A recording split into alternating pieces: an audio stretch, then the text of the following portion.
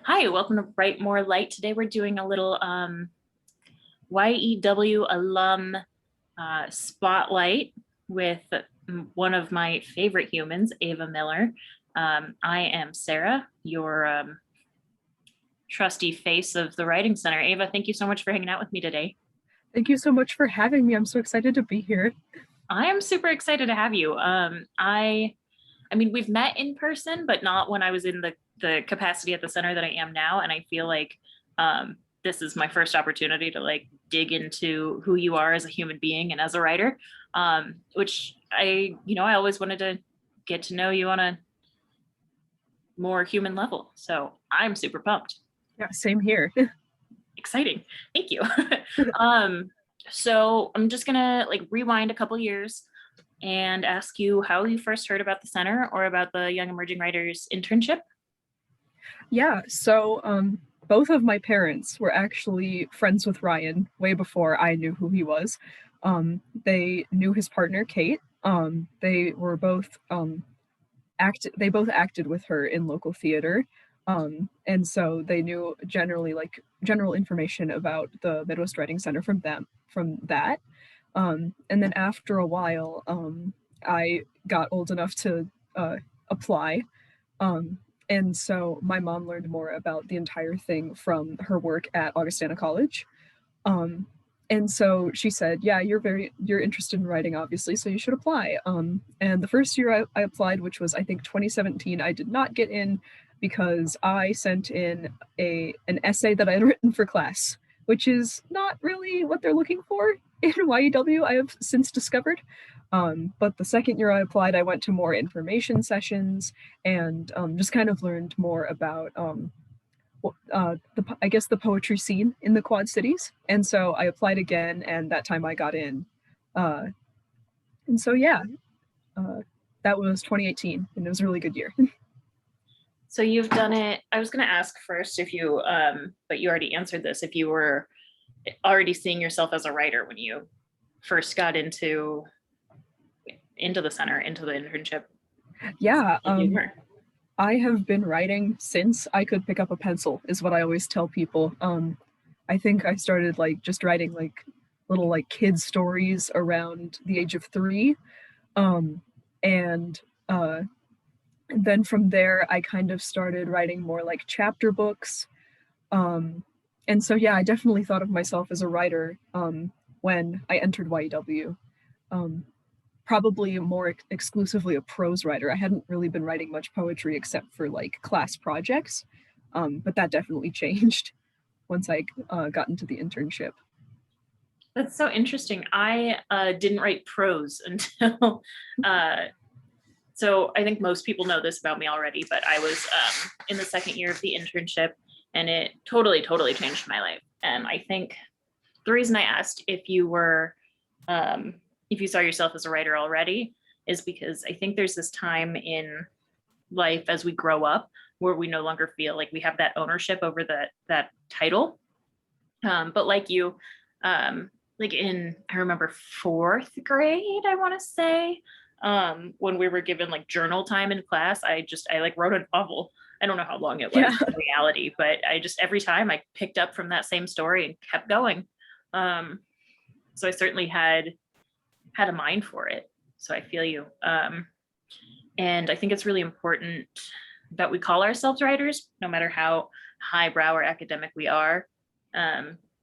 Because if we don't, who will mostly? Yeah, exactly. The best way we have to encourage ourselves and each other to keep creating. Mm-hmm. My mindset is if you write, you're a writer. Yes. That's all there is to it. Yes. That makes me really, really happy to hear because that's something that I struggled with. Like as a kid, I definitely was like, I am a writer. And then I grew up and I made these like self-facing jokes where I'd be like, well, I like to think so, but that doesn't cut it. Doesn't cut it. The answer is yes. And really, I don't care who I'm speaking to. The answer is yes. Yeah. So where'd you pick up poetry? How'd that happen? Well, like I said, I had written poems for class. I think that I actually kind of had a series of poems, like you said, about the just kind of like continuously adding to a thing over a long period of time. I started this poetry series in about fourth or fifth grade, where I'd make just like these little rhyming poems about my classmates and like something ridiculous that was going on in class. Oh, So I remember wonderful. there was one that was called like spelling tests at Eugene Field Elementary, where I just talked about like the classroom erupting into chaos when we did a spelling test, and that's actually something I think I'd like to continue because that was a fun little project. I was But just I going to say, didn't, to me, this sounds very Ava, and it makes me very happy. yeah, exactly. And so I that was just kind of the extent of my poetry experience at the time because I was definitely a fanfic kid.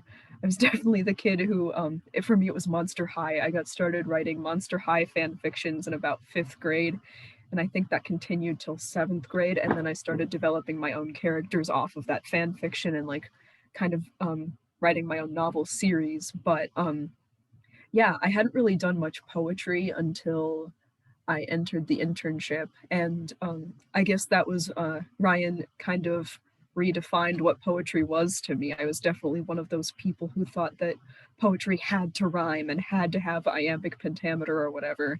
And so just kind of like being introduced to free verse poetry was uh, definitely life changing. And I definitely say that over the course of the internship, I've modified my poetry style too. So I have kind of my own thing. So that's really interesting to me, which I don't think I finished saying because I think of you as a poet first. Oh, Um, wow. and that's, I don't know, I love that. Um, I will also say that Ryan, and this is how I phrase it, which is a little silly, but I always say that Ryan accuses me of being a poet, because I see what I write as being prose, but really like I love poetry so much that my writing is so informed by poetry that it, it doesn't sit in a happy place in prose at all. And that's just not something that I can wrap my head around now that I've grown so intimidated by poetry. But it's certainly a compliment anytime somebody says that I write poetry. I'm like, you really think so? Yeah, exactly. I feel like the rules for poetry are just so loose and everybody has their own subjective view of poetry that when someone's like, "Oh, nice poem," I'm like, "You think it's a poem?" No, absolutely. Oh my God, I feel that. Um, I also want to say, so it was a totally different world when I was in the internship. And I know that as someone who's interacted with the internship in, the last 5 years, uh, and was in it 15 years ago. um, I remember the first time I heard the term prose poem was, and were you ever at the Bucktown No, I location? wasn't. I didn't think so. Because I think that was more like 6 years ago now or more. Yeah, yeah, about your lifespan. Um, so I went down and visited when I was in Davenport to buy cat supplies 6 years ago, because I lived in Iowa City for just 10 months that year. And so like that's a very specific timeline for me. Yeah. Not that they didn't have cat supplies in Iowa City. I don't know what that situation was. Anyway, so I learned the term prose poem there, and I was like, that doesn't, what are these words? What are you saying? What is a prose poem? And I still don't think I have an answer to that, but I think that there's not a clear answer to it. And just so cute. Hi. I'm sorry. I am a I'm professional. always here for cats. Um, so I'm wondering, yeah, for me, it was like, I definitely tried to pretend I knew what people were talking about in my first year, but also like it was this huge, insane, like avalanche of learning my Yeah, first year. exactly. Yeah, that's what I was going for. Did you have anything like that? Um, yeah, I think I was definitely one of those people who like wanted to know what was going on. Like I think that's just a trait of me. I like to have authority on what I'm talking about. Uh so yeah, the first year I think I just kind of took a step back and was like, I definitely actually need to learn. Um and that was definitely life changing. Oh yeah, I that's a hard thing that I went uh, through anyway, where it's like up until this moment, I was the best in the room. And now here I am surrounded by all these smart and talented people. And Yeah, also they're my exactly. age. So I'm not even cool for my age. Yeah, like I had never I think out of like my class at school, I had maybe like out of like 25 kids, there were maybe 3 who wrote with me. So to be in this room with like 15 other people who also like are doing exactly what I want to do, it was just kind of intimidating. And I was like, I just have to, especially with like alums, I have to sit back and just kind of admit to myself that I'm not all that. But it's worth it because the feeling definitely comes back when during workshopping and people are complimenting your writing and taking it seriously during critiques. I think that's very important too.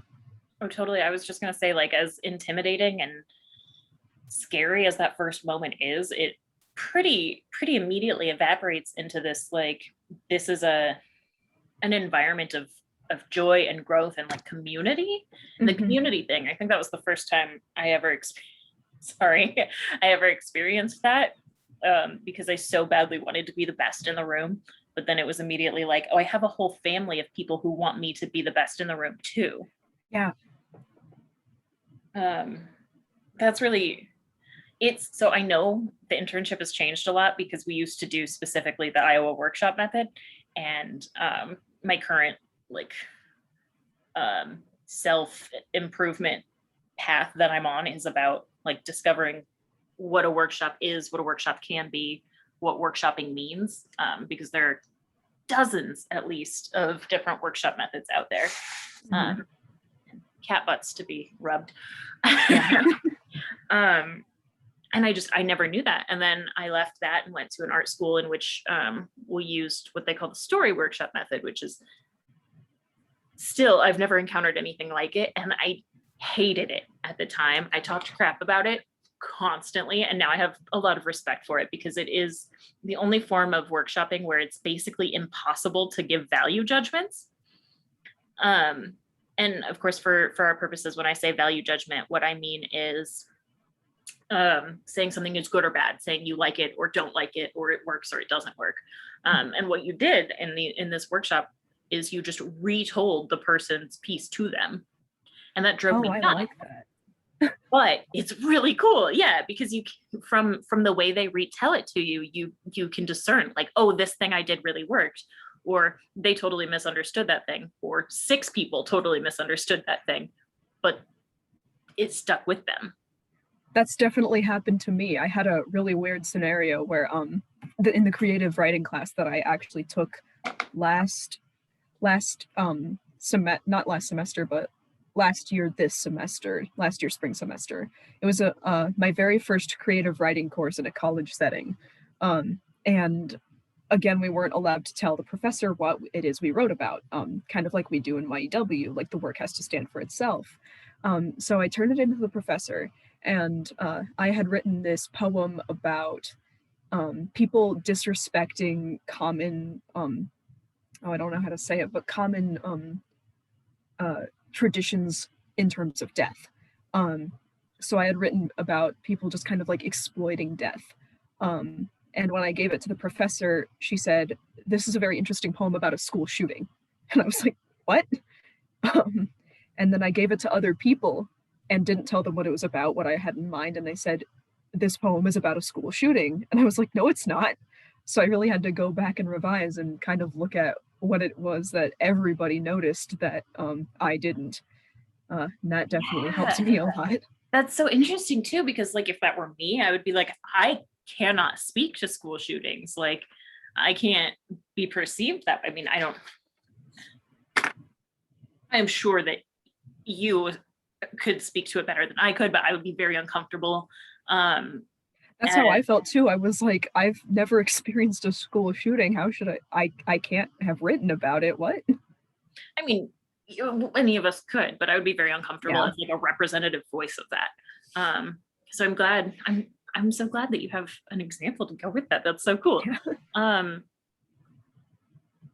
Wow, my cat just drank my water. That's why I kept looking over there. I didn't want to yell at him and disrupt. Okay, so did you, so you did 3 years in the internship, is that right? 18, Yeah, I 19, did. 20? Mhm. Did you Oh, come on. Did that inform your, really hoped to not have to do any editing. Did that inform your choices when you ended up going to school, like where to go to school or what to study? Totally okay if not. It kind of did. There were definitely a lot of external factors that led me to go to St. Olaf. But I definitely knew that I wanted to pursue English in some way, shape, or form. I've always, I guess, before the internship, I just kind of thought of writing as a hobby. And I feel like a lot of people have that kind of same mindset where they're like, oh, yeah, well, I like to write, but I don't really know if I could make a career out of it. And then, like, being in the internship, I was like, yes, I can make a career out of it. Like, I'm definitely planning to do other things with my life too. Like, I want to be a graphic designer, but definitely being in the internship inspired me to major in English. I'm currently an English and film and media studies double major with a concentration in German. So just being very well rounded and exploring my options, but definitely keeping writing in mind throughout the whole thing. I love that. I think I always thought of myself as a writer, but I also think you're right that there's a lot of people out there who just think that writing is some unattainable highbrow thing, or like you're either Stephen King or you don't exist. Yeah.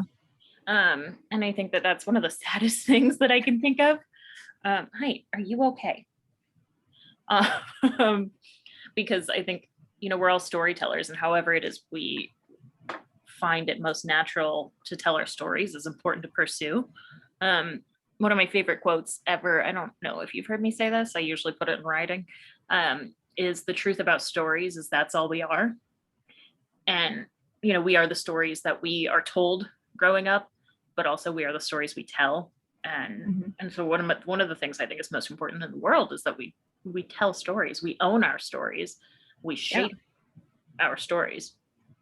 And I was the same way. I first went to art school. I was like, I'm going to be the most badass writer, and it's going to be the only thing that I think about. Originally looking for a school to go to, I was like, it has to have 17 different majors that are options because I'm interested in all the things. But then I was like, no, art school. Yeah, that's, I'm sort of enjoying jamming about the things that we like sort of accidentally have in common. Yeah, exactly. You decided to go back to the internship. Yeah. Twice. How did you make that decision the first time? It was not difficult. The first year I had so much fun and I made a bunch of friends, so I decided to go back. And my second year was when the kind of legendary jelly bean cult emerged.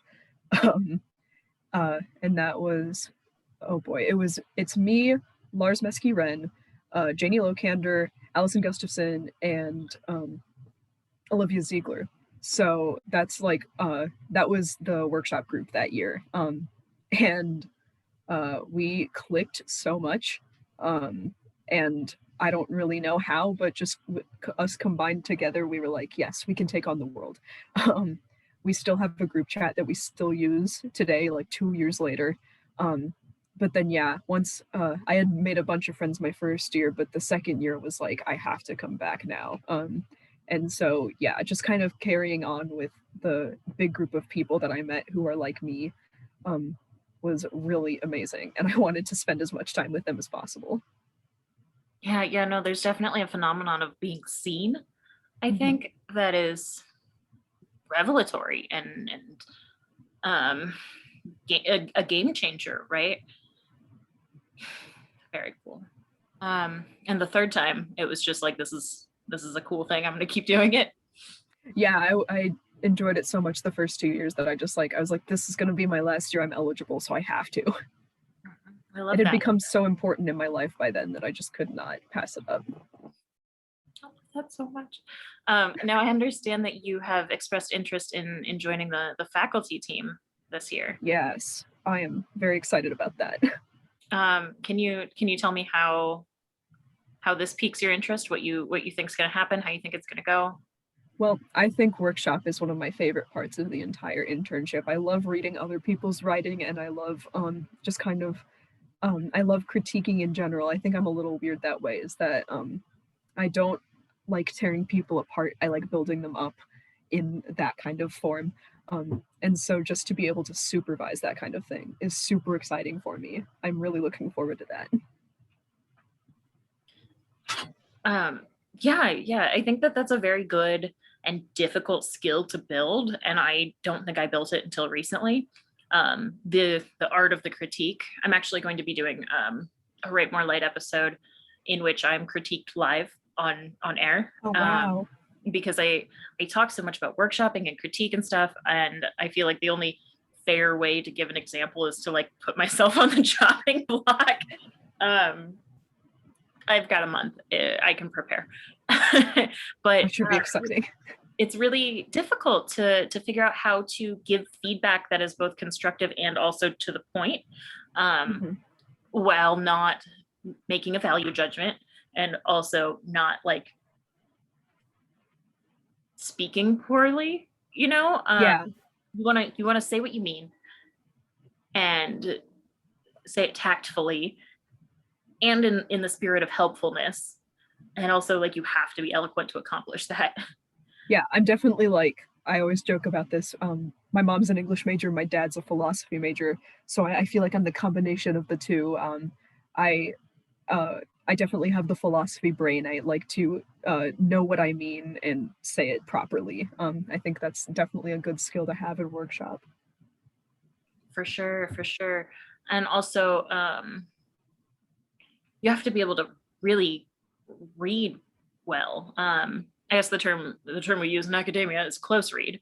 But it's tough, especially at first draft, especially with a peer.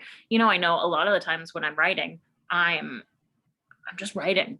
And then, you're going to do a close read of it and you're going to find all this subtext that was totally accidental.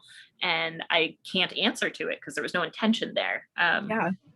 So doing a good close read can be first. I mean, it's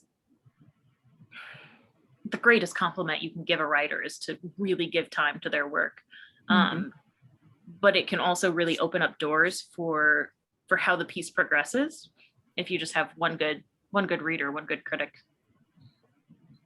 Have those skills you presumably started honing in the internship, have they translated to your studies? Yeah, for sure. Definitely, when I was in that creative writing class, that came in handy, because we did do a lot of peer workshopping. I mean, not as much because COVID hit right when, like right in the middle of the semester, so we had to go home, and then the class, we couldn't do as much of that anymore. But I've noticed it coming in handy in film studies. I took Film 101 my freshman year, and so being able to speak concisely and eloquently about scenes in a film is very useful to a film and media studies major. Knowing exactly what you're talking about, as well as being like knowing what to look for. I feel like film and books are very similar. Film and literature, I should say. You can do a close read of a film just as much as you can do a close read of someone's piece. So I think that's very interesting. I was gonna bring up that term again, close read, because I just, my brain really likes to dig into things. And so I definitely see myself using that term and using that skill in all kinds of life, right? Like why would a person choose to do blah, blah, blah? But especially in film, it's given me such a much greater appreciation for film because of all of the work that a director must do. And that works Yeah. too. You walk into a theater and as soon as you're in the lobby, everything is set up as part of the experience. And the thing about film in particular is how many different things go into the storytelling method, because there are so many aspects to storytelling. Writing is generally words on a page, and the other kinds of art have many different mediums that go along with it. And I would say that the skill of the close read, which really, let's define the terms, is more like a close examination of, and we say text, but that would be really like really interrogating what the form puts in front of us. I like to define the terms. I feel like that's the first step to stopping gatekeeping. So thank you for bearing with me while I tried to make up the definition on the spot.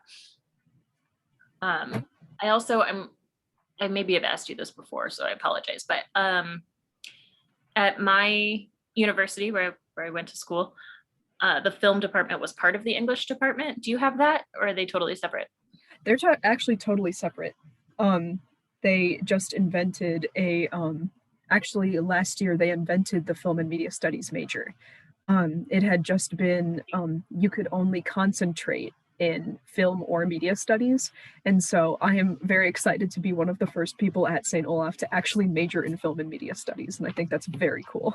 It's very cool. I was wondering then after I said it, that's probably like a money thing, that because examining these mediums, these media involves so many of the same skills that maybe that's why that they're under the same umbrella, but it's probably funding. It's probably the specific interest and how much that brings to the university. So I'll say for me, definitely friendships were a really huge thing. Like I found my tribe, which is yeah, for sure. To say I found my people when I found the center and the internship. What are other things that are the big obvious benefits for you? Definitely workshopping is a big benefit. Being exposed to so many other writers was it for me. Because I think I went in expecting to learn mostly about maybe local and modern writers, and it's like from everywhere. Like I was very surprised to be reading poems from like definitely like way back in the day in England, and then poems from like local people, and then people from this day and age who are still alive. Like I think that's a lot of that's kind of something that like a trope from English class in high school is that you're always reading like the old dead white guys. And you're not in the internship. You're reading everybody, and that's incredible. I was exposed to like so many more writers than I ever knew existed. So many different people from so many different experiences and walks of life. That's like so cool. I'm trying to think if there's anything else. The library is really cool when it's not hot and sweaty. I do like spending time in the library. Yeah, I think that's about it. Oh, different styles. That's another big thing that I forgot to mention. I remember one year we did like like some sort of sensory poem, like ekphrasis. And so Ryan played some music and we listened to it, some instrumental music, and then we wrote a poem based off of what we just thought about based on the music, which was definitely compounded for me because I have synesthesia. So when I hear a song, it like I see a color in my head corresponding to that. So I got to write some really like incredible poems based off of just like the colors that I see when I listen to music. And I've been doing that ever since. One of my favorite poems from the Atlas 15 is called The Wheel. And that was literally just me listening to a song by Deftones and then writing down what it sounded like to me, or writing down the image that I got in my head. That was, so yeah, many different styles. I think that's very important for any writer. I like might get in trouble for saying this, but I think that the greatest gift that we have in this community, in the writing community here locally, is just Ryan's great wealth of knowledge and commitment to exploration of the arts, but of poetry in particular. He knows everything. Yeah. And there's no like, he's never going to say like one style is the best. He won't even say one style is his favorite. He's just so open and knowledgeable to all art that's good. And I mean, that's one of my greatest blessings in my life, is having him to just be like, read this person. And then I'm like, cool, I've got a new favorite thing. This is the best thing I ever saw until you Yeah. the next one. That's, and he's such a good teacher. You see why I might get in trouble for this if he watches it. I don't, right. There's no such thing as too many compliments for Ryan. He's so good. Yeah. The great wealth of information and commitment to poetry, Yeah. wealth of knowledge about poetry and a great commitment to it. And he's of course not like anti-prose or anything, but his knowledge is so to poetry, which I'm actually really excited about. As far as my place in the internship as his assistant, because I feel like my own knowledge is specific to prose, and also it's a nice balance. Right, yes. But also like there's such a great it gives me such great opportunities for growth as a writer and as a reader to have someone so knowledgeable by my side. And then, you know, knowing in advance what the lessons are going to be, I'm like, cool, now I have to do my homework. Yeah, I think that's the one time during the internship when I've never been mad about homework, is getting to like go and research writers and stuff. Usually I'm totally unmotivated when it comes to homework, but when I'm given like such a cool assignment, like write this poem in this very cool new style, I'm like, yes, let's do it. And then I probably will write like 10 more because I'm just having so much fun. I recently discovered a forum, and like the first thing I did was told Ryan about it, which he didn't know about it. And he like had several stories, anecdotes about the forum. Well, I can't remember what it's called, but yeah, I discovered it and I wrote like 20 of them, and I'm sure that they're all crap. I haven't looked at them since, but it's just such a, and I'm not being self-effacing. It's just like your first try is probably not good. That's something else I learned from the internship. First yeah, I was one of those people who was like first draft, only draft. I was very hardcore about that. And then I wrote a bunch of poems and everyone trashed them. And then I went back and I was like, oh, these actually are bad. So I rewrote them and they're a lot better now. Definitely know you. I mean, I think you can smell a first draft. Yeah. I too was once anti-editing, as if like there's no art in refinement or something. Yeah. I don't care. We got these ideas, but yeah, and like definitely when I used to make a bunch of like little short films, and I still do, but not as often.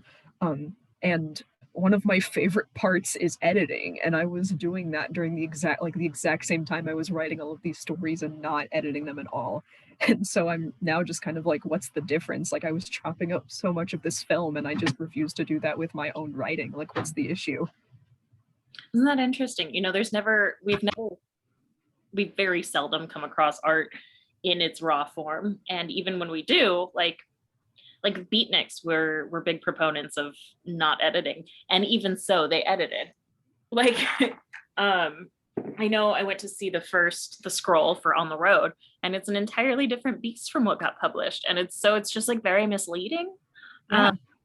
This idea that like anyone can have a final draft in a first draft, it's very misleading. Mm-hmm. And in that way, probably very toxic. It just causes us all to think that we suck. Yeah. So we know now that you are a filmmaker and a writer. Mm-hmm. We know that you are an alum of the internship. Tell us about your current projects. Oh boy. So I think out of everything, my current project is knitting. I love knitting. I learned how to knit last year. I actually just finished a hat today, so I'll show you. Oh my God, It's gorgeous. Thank you. Got this really cool color changing yarn, and I was like, I have to use it. But that was something you could definitely see me doing during the internship this past summer. I was knitting constantly. I was definitely on camera for something recently, the Iron Pen Award ceremony, doing embroidery because I had meetings the entire day and I was like, there's no way I'm still. And then I was a little embarrassed. I was like, I hope I don't look unprofessional, but this is how I'm going to be able to sit here. Yeah, the fidgety hands, it's such a curse. But I've been drawing a lot. That's my thing. And then I think my biggest overall project is that I'm working on finishing up my second novel. And I always say this, but it's almost done. I There's think a I'm lot about of different periods of time that are almost done though. yeah, I think I'm about 3 chapters away from the end. And then of course I'm gonna have to go back and revise it because I literally started it my freshman year of high school. Um, so my style has definitely changed since I started it. It's refined. Yeah, uh, exactly. So that's my main thing. I remember too, I believe that for all of your free writes, or for all of the free writes maybe at the conference, you were continuing on with a theme. And I think that's so bold. Like I know it doesn't really sound it, but it seems ballsy to me. Oh yeah, I think that was wasn't that the free write from, because I know there was a free write this summer where I wrote about an actor stumbling through the woods having like a psychotic breakdown. He was in Alaska. He was he was conflicted with his characters, and so every time we did a free write, I just wrote this narrative about this actor in Alaska. But then yeah, during a couple conferences, I wrote on the characters that that show up in my novel, and I just wrote like little short pieces about them for exercises. That's so great. I just took a class and it was really incredible on working within a theme for like a full project. And it was, I mean, for me, it was so powerful. I feel like I've grown as an artist from this like 3-week class, 4-week class, just from being able to recognize the theme and work in different styles with it and practice on it. And here you are just like doing it on your own. I think the reason that I think it sounds gutsy is that it's such a difficult thing to do, to be given this prompt and then be like, okay, this is going into the project. That's hard. That is not easy. So like kudos on that. Did you say you're not currently working on a film? I made one like 2 days ago. I got this new editing software, and so I like decided to try it out. So I have 3 roommates, and I had them. They each speak. We all speak a second language because that's like a foreign language requirement at St. Olaf. And so I had 2 of them speak Spanish, and then 2 of them speak Chinese. And then I spoke German, and our other friend spoke French. And then I recorded us all doing that, and I had like an overarching narrative, and then I edited it so that it fit that narrative. But then I went back and redid it, and I translated what we had all said, and we had just said the dumbest things in our own languages. So that was my current film project. But yeah, just now that I have this new editing software, I hope to make bigger and better films. I love that. And I love it especially because I don't see it as really different. When like clearly the medium, the way to go about it is so different, filmmaking. And I know I already said this, filmmaking and writing, but it's so much about the owner of the narrative, right? And how Yeah. they you get that story down. And I just what's your German? Chef's kiss. Kochkusse. Chef's kiss. I don't know if you know this. Ryan was maybe not a film student. I want to say Ryan was a film student, but he is huge into film theory and so am I. Watching films. I am so intimidated. Like at this point, I feel like I can talk to him about poetry, but like not ready to talk to him about film. That's a few worlds away. Like I love all art, really. I'm never gonna sit down and be like, well, screw that one. But he's got so much knowledge, insight. That's how I hope to be. I hope to be the encyclopedia. You will be. You're gonna be. I'm just like upset about how cool you are right now. It's fine. Oh, thank you. I was telling my spouse something went so well that I was mad about it, which is a term I use a lot. And he looked at me like I was crazy. And I was like, I think it comes from the term vigor. I feel invigorated. And that's very similar to, he looked at me like I was stupid, but it's fine. No, it makes perfect sense to me. Like you're so good at that it makes me mad that I'm not that good. But it's also like an energy. Yeah, you Yeah. get it. It's fine. Now I know too, I was hoping that this would come up organically, but whatever. I know that you made a video game about one of the poems in last year's Atlas. Can you tell I me? did.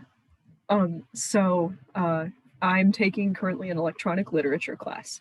And so How it's cool? so cool. My God. It's the coolest thing ever. We're reading all of these poems that were like published online in like 1994 when the internet was just like first coming around. And it's so cool. Like bad formatting and everything. I love it. But anyway, we had this assignment where we had to take an existing poem These and who wow, what? I love the 21st century. Um, we're gonna get into that later. Keep going. yeah, we had an assignment where we had to take an existing poem and just kind of make it some sort of electronic like adapt it in some sort of electronic medium. And so what my prof had in mind was Google Slides. She was going to have everybody make like some sort of thing in Google Slides. And what I ended up doing is I wrote it in Python because I took a computer science course last semester. And so I was like, I have to test my knowledge. Like Python is just sitting on my computer. I can't not do this. And so Python has this like very like gray and blocky interface. And what immediately sprung to my mind to adapt was to the old dial-up computer by Larissa Pothoven, who was in the internship last year, and who is a really good friend of mine. I've known her since like 7th grade. I didn't know that. Yeah, and so that was actually one of the reasons why I was inspired to adapt the poem, is because in the poem she talks about how she like the entire poem is about this old dial-up computer that she had as a kid. um, and I was one of the lines in the poem is about how she failed math in junior high for a quarter because of this computer and how slow it was. And I was with her in that math class, and I remember her talking about how much she hated her dial-up computer and how slow it was and how she couldn't load any of her math assignments. Um, and so I was like, yeah, this inspiration, like this personal experience that I have would go perfectly with like the blocky interface of Python. And so I decided to write my adaptation there. And the way that it works is that the first stanza of the poem shows up on the screen, and then there are buttons on the side. And you can click which ones you want to go to, and then it shows a different stanza with like different kind of different animations for each one.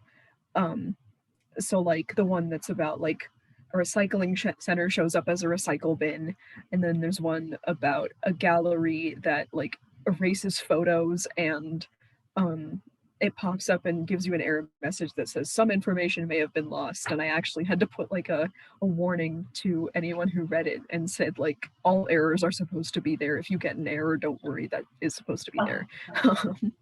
But then yeah, at the very bottom it says about, and you click on it and it says that it was originally written by Larissa, but I adapted it for Python. And so yeah, I turned it in, and my prof told me like literally yesterday that she's going to enter it in some sort of contest for me, and I could win a prize for it. So I think that's very cool. I don't really know anything about it, but yeah, just being able to explore different media for what you normally consider print is so cool. I had a lot of fun doing that, and I really hope to adapt another poem into Python in the future because it was just so much fun. Oh, cool. I can't imagine. I didn't know you guys knew each other. I had to reach over and grab this stack because I couldn't tell which book was which. I have it right here. Yeah. Oh, but you're ready to go. Making absolute total reasonable sense. It was the one farthest on the right. You know, if you were doing it chronologically, that would make sense. Here's my first year. I love that. It is less than half the size, which is amazing. If you look at yeah. side by side. Wow. There was a point to this. I didn't know you were friends for Yeah. so long. And that adds a really beautiful layer to that poem, to your project to you both like growing as writers. Yeah, I was really excited she did the internship last last year because Is that her up first? until then, yeah, her first year. Because up until then I had been in the internship and she was like, should I apply? I really like writing. Should I apply? And I was like, yes, Larissa, you should. So I was very glad that she actually did because she was in my workshop group and we had so much fun. Oh, good. I didn't know that either because it wasn't mine. I think I'm going to ask her to come on sometime and just read this one with you. Maybe that would be really fun. Oh yes, that would be so Can cool. you just do like a screen share of playing your game? Yeah. Okay, cool. I'm going to start like a group chat and it'll be wonderful. Yes. Would you be willing to read something to us? Sure. Oh, I could read What It Feels Like When the Power Goes Out. That's one of my favorites. Heck yeah. Yeah, I love that one. Sorry, I forget a little bit when I think about like the book as a whole, Yeah. the personalities within it. And there are a few that are just really like you think of a book of poetry and you're like, here's a book of poetry and here's how it feels. And this is a very stuffy environment full of poetry. And then like they all have very distinct personalities. So I'm very excited for you to read What It Feels Like When the Power Goes Out. Oh, and I could also read you this is for later, but I also have one that I just wrote like last week. I was gonna say I don't care if it's from the Atlas or not. Let's do both. Yeah, okay. So I'll read What It Feels Like When the Power Goes Out first. I wrote this one during a power outage, as you probably guessed. All right. Lo, bring the sheep in from the field, mother. We mustn't let the poor dears be caught in this horrid typhoon. Susanna is already taking our dresses off the line to place next to the buckled shoes inside. I will gather the rest of the children and give them the bread we baked in the wee hours this morning to calm them down. I implore thee, do not trouble yourself so. Papa will return from the Adamses in time. I do pray that he makes haste, lest the storm come to a head and he finds himself trapped there. Come, let us gather round by candlelight, and we can recite our favorite lines of scripture while we wait. I prithee, speak the Beatitudes louder, so that we may hear you over the high winds. Yes, mother, it is nights like these when we suspect the devil is afoot. We may lose our thatched roof in the storm, but the most important thing is that we all have each other. We must remember that times have been dire for everyone in the colony since the Mayflower landed, and by God's grace, the farm is a small price to pay to ensure the security of our family in the New World. I had to mute myself because I was laughing. I love that so much because I also it's been a long time since I've experienced a power outage. I got very lucky in the derecho even. Our power like flashed and that was it. Oh, wow. We lost internet, but we didn't lose power. And phone signal. We lost that too, but we didn't lose power, which is very, very, very, very lucky. And I do not take that for granted. But so it's been a long time. I've lived in cities for most of my adult life. So it's been a long time since I've dealt with a power outage, but like I very much remember being like, yes, we have to light the candles, and then feeling like old, I don't know, like Christmas Carol videos where he's got the Ebenezer Scrooge, like hark. And it's so true. Like you do feel like your old world when the power goes out. I love that. That's another thing that I think is pretty special about the internship. Like it definitely, for me anyway. And now, I've got the experience of being staff rather than intern. So my view may have changed a little bit, but I always felt like I was being encouraged to write what I write rather than to write a certain way or a certain format or whatever, which is, I think, really rare, especially with young people.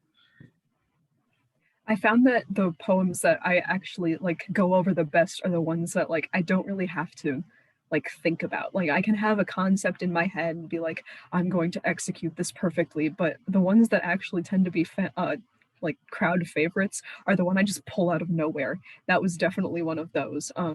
Like the power went out and I was like, hop on the Mayflower, kids, we're back to the 1600s. So I just wrote that in like 5 minutes and then obviously like revised it during the internship, but I was like, I'm so glad that one went over because I had put zero planning into it. Yeah.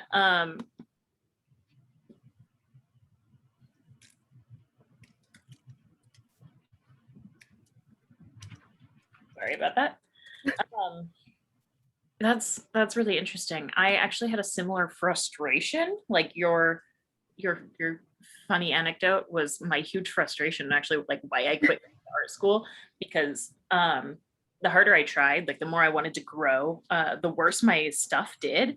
And um it's not like the stuff that came easily to me was bad. I mean, I don't love it. But I found that it was just very much about shock value, which is what came easy to me. Like I would just write dumb stuff I did as a kid, and it was just a a surprise to it was a surprise to the kids around me. And I was, but I'd like to write something, you know, not this, not autobiographical, maybe not about stupid people being stupid. And I found that really, really frustrating. Yeah. So, I don't know. Do you feel that way, or is it just more like when you're not in a moment of inspiration, it doesn't go as well? It can be frustrating sometimes. Like I've had moments where like I pour my heart and soul into something and the general reaction is just kind of like, eh. But I've definitely like I think it's very fun when I just like completely like pull something out of nowhere and everyone loves it. And I'm like, great, I'm glad you think this because I didn't think it was all that special, but it's very nice to know that other people actually get pleasure from it. I actually had a funny moment, and this is even more praise to Ryan. In the internship when I did it, my second year, I did it twice, um, where I had a piece that I liked and worked really hard on, and I still like it. It's definitely written by a 17-year-old, but I still like it. And there was a piece that was like really raw and emotional, but like not very good. And my peers were like, no, we want that one. And I had decided not to submit that one, but this other one. And Ryan was like, you're all wrong. This one's better. It's so nice to have such an advocate in him Mhm. for my whole life. He's just the greatest ally. This is Yeah. now Ryan's show. Um, The Ryan Praise Show. We're the Ryan Stan Club. absolutely. Absolutely. um, so I just wanted to add that, like, even if the reception maybe isn't what you hope for, like he's always going to have your back, which is crazy. It's Yeah. crazy. Are you prepared, ready, able to read that second piece to us? Yes, I am. So this one doesn't have a title yet. This came about when for a group that I did in my literary studies class, we're talking about Marxist criticism right now. So we read a poem called What Work Is by Philip Levine. Yeah, it inspired me a lot, so I decided to write a little response to it. One of my all-time favorites. It has no title. I don't, we'll figure out the title later. I literally put working title, which makes sense because it's about work. But yeah, okay. Philip Levine would approve. Your choker breaks while you're waiting in the work award line. It was the one you had gotten at Claire's because you weren't edgy enough and you're expected to reinvent yourself, even though you don't have any plans to in the near future. You just like chokers. The cheap clasp just gave out, and now the silver heart studded with fake rhinestones is lost in the hard carpet. But you're next to fill out your first W-2, so you can't spend time looking right now. In the future, you will go back home and accidentally recognize every local bumpkin as one of your college friends, but this is the opposite. You recognize the one ahead of you from high school. He is your comrade, your brother. You never thought you would see your brother outside of a Midwest football game at dusk. Here he is, and they hand paperwork to you after he leaves. He doesn't notice you, and you keep their pen on purpose. You don't have insurance at the moment. Your brother leaves because he has tested into German 232. He gets added to their group chat, and he rolls his eyes when he hears Du hast den Farbfilm vergessen at the end of Sonnenallee again. His new friends are different. Your new friends have hard features and don't ask questions when you tell them that your work award is $2,700 and must go straight to your tuition. Your brother's friends cover up the last of their youthful acne with Swiss rose hips and sheep placenta. They go into town with their on-campus cars for pizza cooked in a brick oven. Your friends stop at taco trucks and have stickers that read "Buy local" on their water bottles. His friends can't hear you with their AirPods in. Your brother's friends play party games. They laugh as they tell him that he's the most likely to be a moocher. They say he's the most likely to put cheap vodka in a Grey Goose bottle, and he can only sit there as they shove the cart at him because it's true.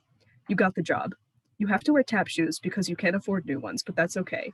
You see your brother as you leave your interview in ill-fitting shoes. He refuses to catch your eye. Damn. Okay. Not what I expected, but I can see the influence. You're such a star. Thank you. So what does the future hold for you? I know that you've got another 2 years, 1 year of school. Yeah, 2 years. I'm a sophomore right now. So hopefully gonna finish up my German concentration this semester. And then I'm gonna graduate, and I'd like to go to graduate school. But that's kind of hazy at the moment. I'm just kind of like, we'll figure it out when that comes along. But I guess my dream is to be a novelist. Hopefully like New York Times bestseller, but can't reach too high at the moment. I'll get there. And then yeah, graphic design is my passion, to quote the meme. And so I really want to do that too. Anything where I can combine art and drawing, maybe film, that would be great. I love that, and I think it's absolutely possible. Of course, I'm gonna like crap on anybody who ever says otherwise. But like, pardon my French, you're such a badass. Like, I can't see you not succeeding at anything you just. Thank you. And I think I'm gonna end this here for now. But thank you so much for coming on, for talking about the internship, for talking about your life, for giving some of your art to us. I really do want to have you and Larissa on together sometime. I think that would be so much fun. That would be so awesome. Yeah, I'm gonna really make that happen. Thank you so much for watching together with us. And as always, I hope that you write more light into your life.